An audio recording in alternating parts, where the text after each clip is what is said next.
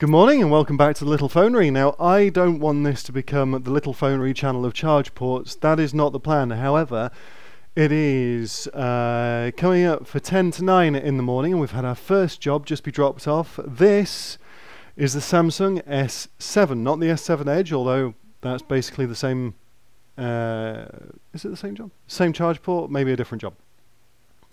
But there is a myth, a common myth, that with the S6 and the S7, that's the ones with the flat screen, you have to replace the screen to replace the charge port. The reason for that is that Samsung, being Samsung, charge you a lot of money for something. These screens are like an eggshell. They are that brittle. Honestly, they're a nightmare.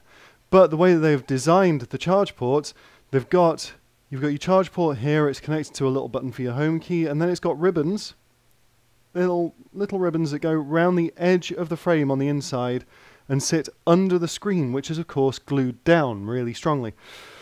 So that's why these little buttons either side, these little touch pads work, is because they are actually attached to the charge port assembly. So some people think, I know what I'll do is I'll heat the screen, I'll lift the screen and I'll take that out. Don't do that, because you'll heat the screen, you will lift the screen, you'll break the screen. And that is why a lot of repair shops will charge you over £100 just to replace a charge port on one of these. It's not necessary. I'm going to show you how. Let's get you over to the assembly table. Now, one of the problems that you do have with these is that the backs are made of glass, and they are not painted. It's not coloured glass. This is actually sort of like an inlay. You can see there's like this bubble emerging here. So when you peel this off, when you start lifting this, it can really leave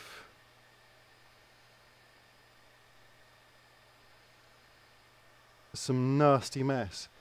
Normally I would do this on the heat plate because I can control it a bit better. I can keep it at about 80 degrees.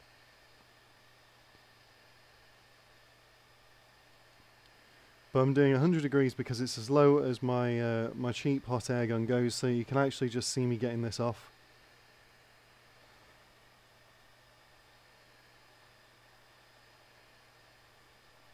As soon as it's warm enough, we're just going to pry it up very gently.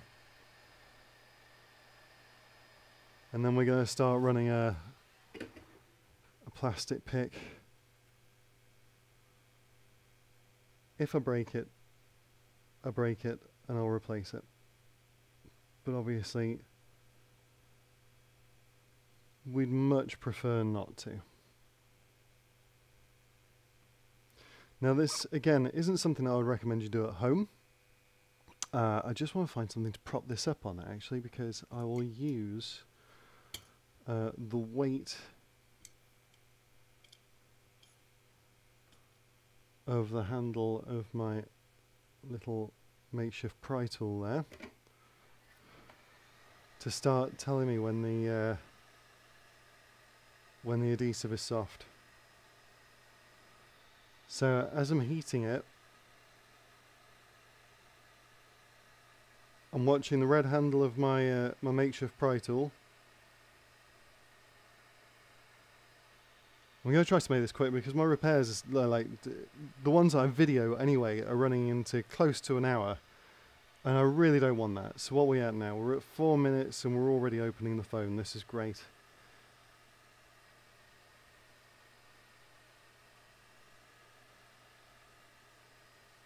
But I'm just watching the handle to watch it hopefully start to lift, and I can see the handle going down and a small gap opening. This is good. We want to, and we're going to use plastic here because, quite simply, although it's not impossible to break the back glass with a plastic pick, it is significantly harder.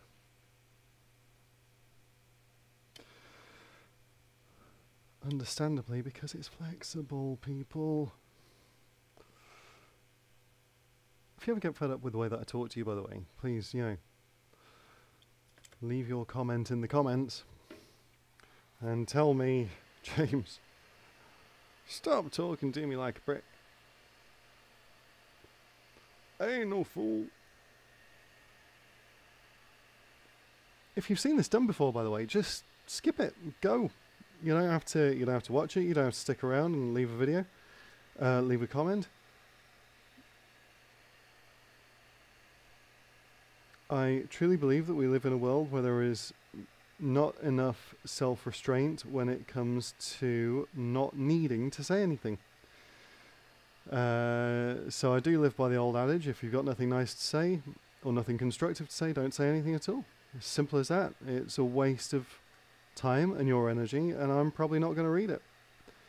I will, however, focus on people's questions if they have them.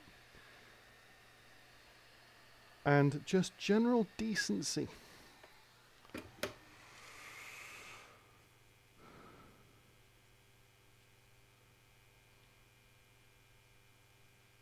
So we are flying away. Whenever I do these, I always hold my breath, and I shouldn't. That's not a healthy thing to do. But I do sometimes find myself going a little bit lightheaded during these repairs, particularly when I'm filming them, because I feel like I really have something to prove. This isn't just any repair. This is a repair that's going to be scrutinized by the YouTube lot. Some people may feel it's not impressive enough. Some people may feel I'm doing everything right. Do you see what I mean? It just starts peeling that off. Absolute pig. Let's see if we can at least limit how awful that's going to look. We can't. But do you know what? It was worth a try, and I will replace the back glass for the customer. It's one of those things. I'm afraid that's just thanks to Samsung doing something really unnecessary. So what I'm going to do here, I'm just heating my cheap hot air gun up to 450 degrees. You'll hear this probably quite a lot when it comes to doing charge ports. There are different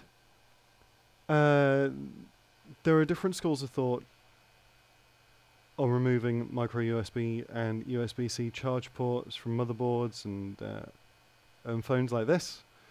Some people think that you should keep the temperature low and do it very slowly, and some people think that you should have the temperature super high and do it really quickly, and I am of the school of super high and super quick, because there is method to the madness. The hotter it is,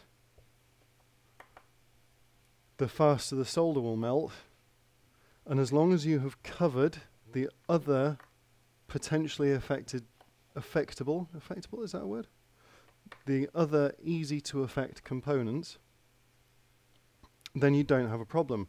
Whereas if you use a lower temperature and you take longer, actually the heat permeates through the board and starts softening the solder on everything. Or at least that's how I found it, and I'm not saying there is a right or wrong way to do it. Someone will probably tell me otherwise.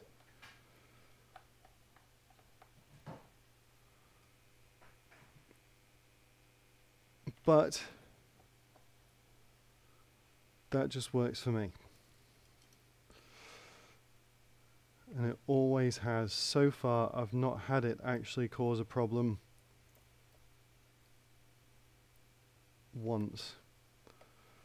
Whereas trying to use a lower temperature for longer has mangled every job that I've attempted this on. Well, every practice attempt, obviously. I wouldn't actually practice on some unsuspecting customers. device.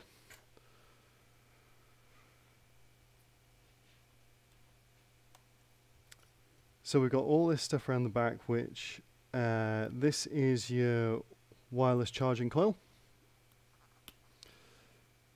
This is your speaker assembly, which also holds down your charge port. Now we're going to take this apart from the top down. So that, no, that's just a cover. There is in the, it might be in the S6 that top part's actually an antenna. Maybe entirely wrong. There's your speaker. Part of this whole sort of plastic thing here that holds down this. Now, let's get the delicate parts out of the way.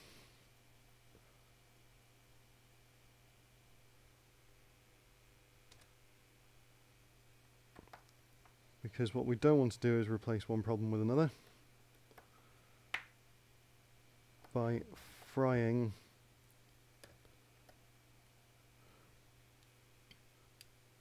perfectly good component.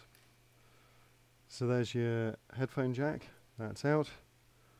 Let's unplug this antenna cable here. We want that out of the way because that will melt. We want this one out of the way because that will melt.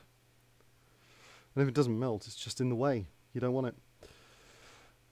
We're not going to remove the battery because, quite honestly, the way that we're doing this, there's no need.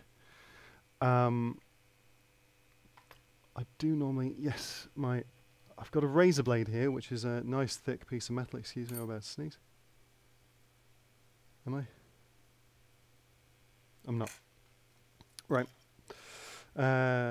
Nice thick piece of metal, which I will show you we use as a guard in a moment. So we're just going to very carefully pry the microphone up here. Thanks Samsung, that's in a great place. And we are going to get under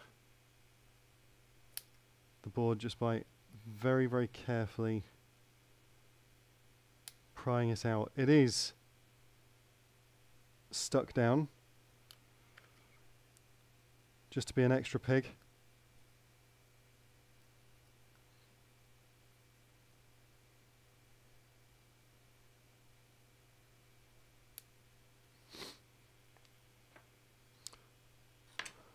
I'm going to use one of my thinner ones here.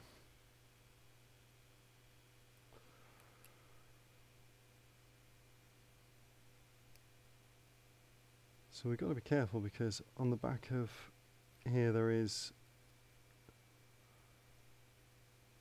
I think unless I'm getting my models confused, I don't think I am, there's a little button depressor for your home key. And we don't want to melt it, nor do we want to pull it off with something sharp. There we go. So let's push this back.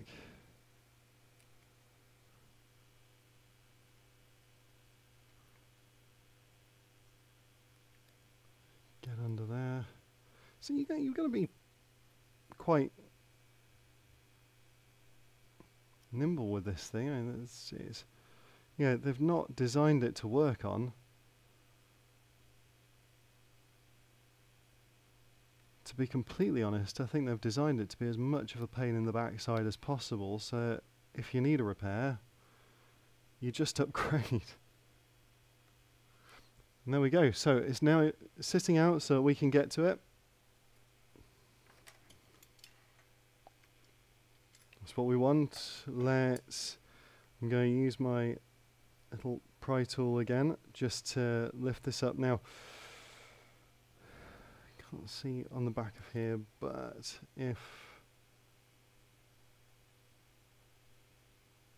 so what we don't have on this model is the button depressor on the back, but that is on the back of the S6, I think. However, there are little earthing points that we don't want to melt and lose. So the hot air gun's raring to go.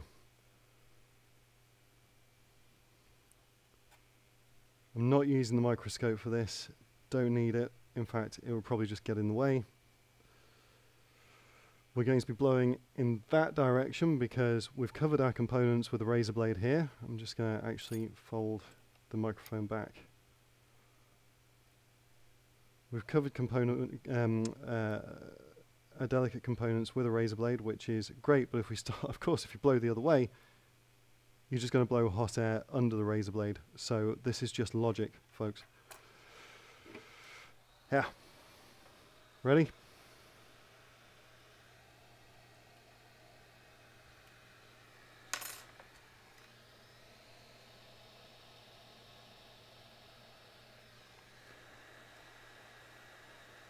Got a good grip.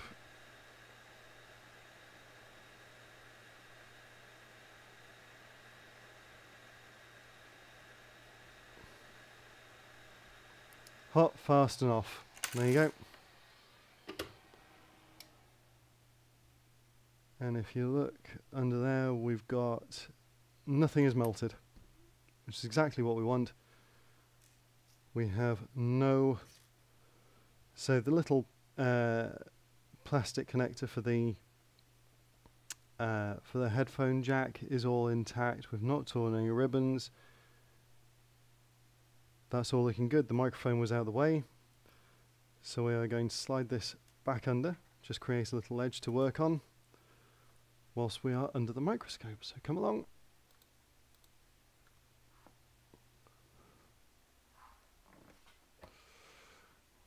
No, you will see what I see.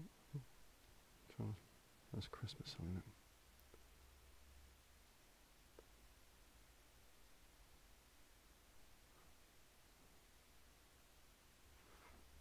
So let's just get you as focused as I am. Can you see that better or worse? Should I just... There you go. It's a bit sharper.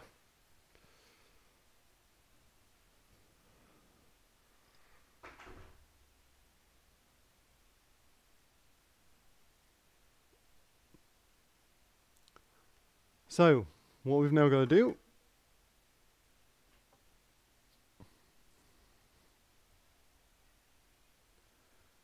we are going to lower the melting point of the existing solder, which is obviously quite high, I would say, because it did take a little bit longer than you would expect.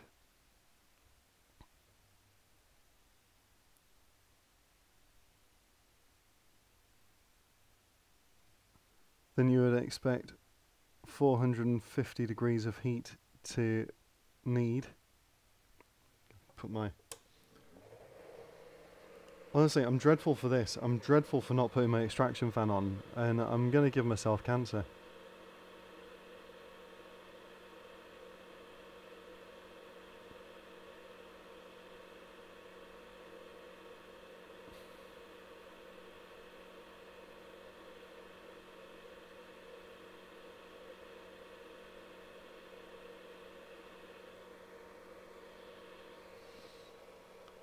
And then we get our friend, the soldering wick, which I just need to give a quick cut because it's still mucky from yesterday.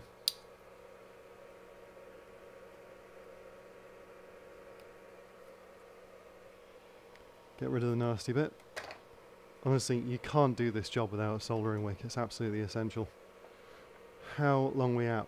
We're still under 20 minutes. We're still under 20 minutes, and I'm doing the repair.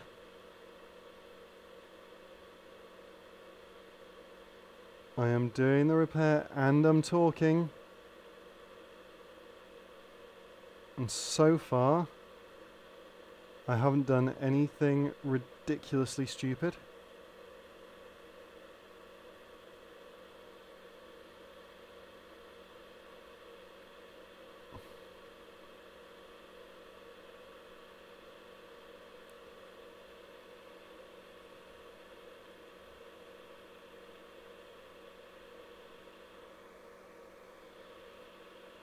I'm trying really hard to keep this in your field of view. There we go. We're clean. We're clean. I just want that tiny little bit out of that hole there, because the slightest amount of misplaced solder is an absolute nightmare.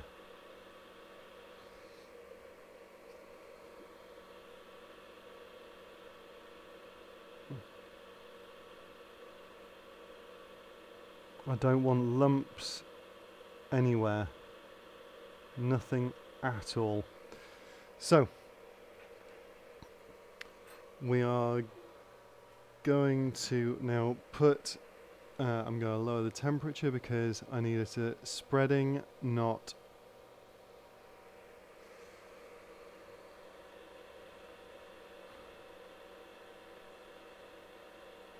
so super hot conducting. I'm using some flux so I can make this pretty. My temperature is coming down slowly, but it is coming down. This is a weird soldering iron actually. It gets, well, I say it's weird, actually thinking about it, it's probably not that weird. It's like, oh, it gets cold faster than it gets hot. Well, no, it gets hot faster than it gets cold. Maybe that actually just makes sense. Maybe because it's easier to put pump heat into something like this than it is to suck heat out. Right, now, a good old friend alcohol. Let's get this cleaned up so we can make sure that everything is tidy.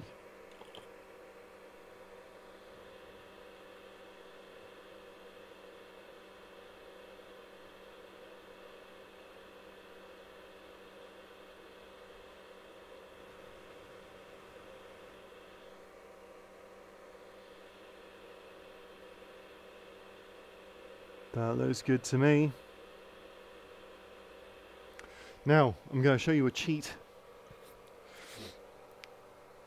First off, let's take it over to the assembly table where I can find the right replacement charge port. I know I've got one. I know I've got a few.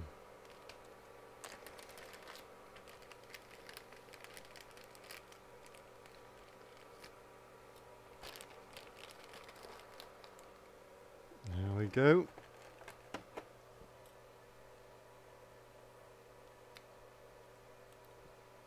Now we're going to cheat a little bit on this, because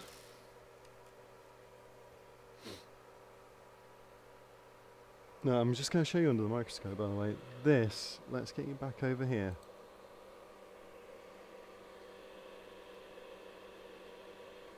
That's what it looks like inside. Alright, this is what it's supposed to look like.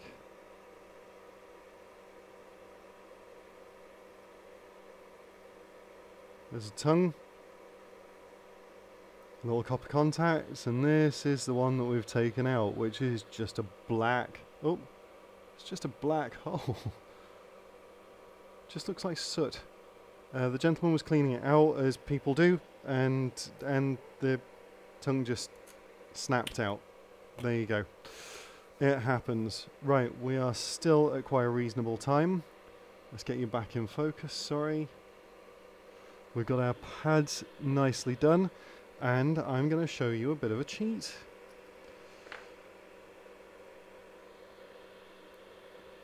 We don't mind about a bit of leftover alcohol. It's not an issue. It will dry out. It's non-conductive. It's not like, you know, water. So we're putting this back in, and very helpfully, possibly the only thing that Samsung have done that could possibly help us in this instance is they have put some anchoring screw holes in place.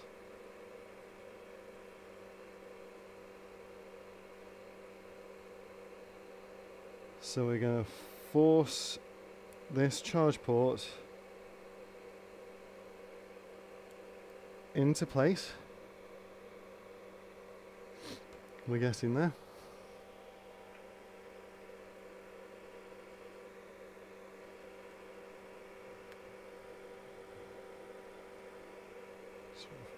Get it clamped right in, right in. There you go. That's it. That's looking nice and tight now. And we're actually going to put the screws in. I know people are going to be like, what the hell are you doing? We're putting the screws in, ladies and gents, because it makes life easier, and that's what we are trying to do. We want our customer to have a repair without having to buy a new phone, without having to buy a new screen.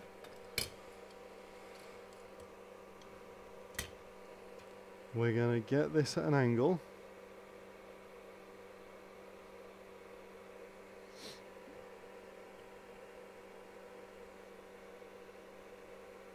Can you see that?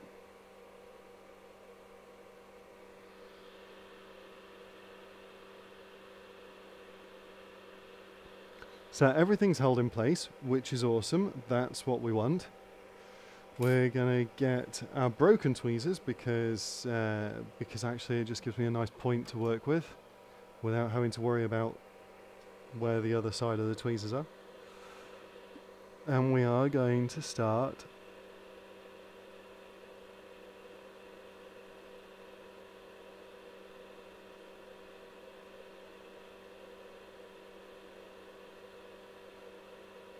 getting our charge port connected.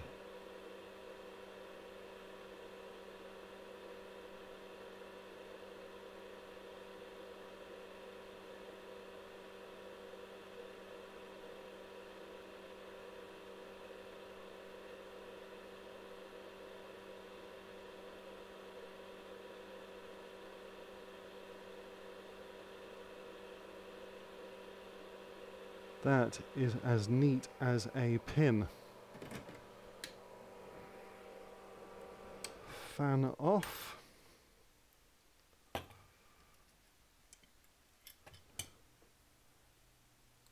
Back to the assembly table. Let's get some rubbish moved. We are going to get all this put back together. So what we're at now, 28 minutes. I've been talking the whole time. I think I'm getting better, guys. I think this is getting faster. I think I'm cracking this. So headphone jack plugs in nicely, so we know that we didn't, we haven't altered the shape of that plug at all. Let me just remind myself where these screws go. So, because some go under, some go over. So I've got it right. So it's just the ones in the charge port are the ones that go under the cover. Let's get you plugged back in.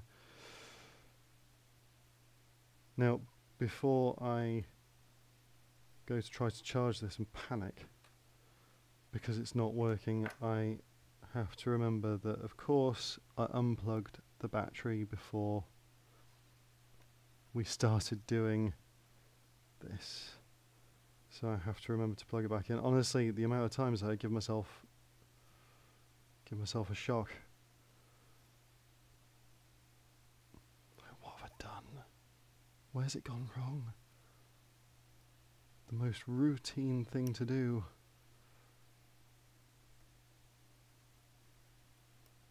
But I just want you to see us do something other than blooming Apple. I mean, everybody likes sending Apple.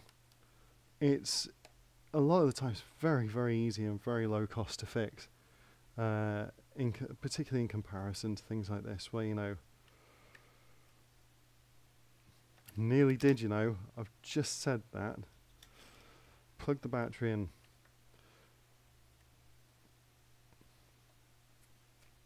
Whereas Samsung, just brittle and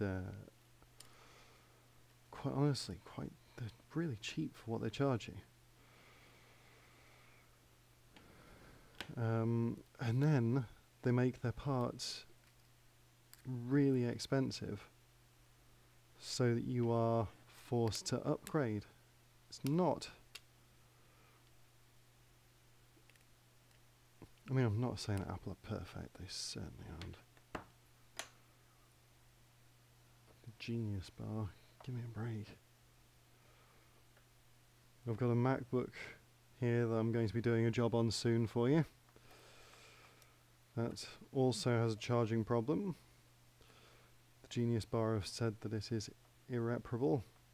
The only way that she can do anything about it is to replace the whole thing, but my friend at Genius Computing on, my friend Sean at Genius Computing on Great Park in Newcastle, as soon as he opened it up, he could smell solder. The unmistakable waft of burned components. And you will find, honestly, one of the most reliable tools in your arsenal when you're doing repairs is your nose. Your eyes and your nose. You can have all the fanciest equipment in the world, and sometimes it just won't pick up what you can smell and what you can see. He sent me a photograph of it with the back off, and it wasn't a very detailed picture, but it was clear to see that something was wrong. And usually that means that it's not irreparable. It usually means it's quite reparable. Right, look, we're all together. We have our phone reassembled. I think we've just hit 32 minutes. This is like a proper, nothing left out repair video. I am not going to edit this.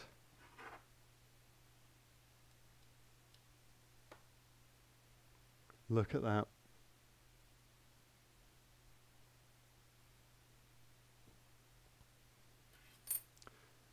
So,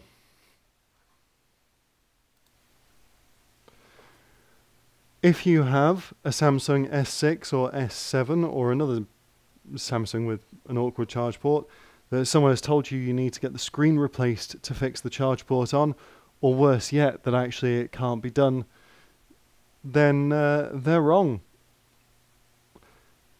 Let us know. Send it in. We can take care of it. It takes, without me talking,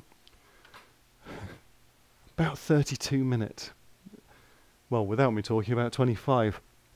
But anyway, look.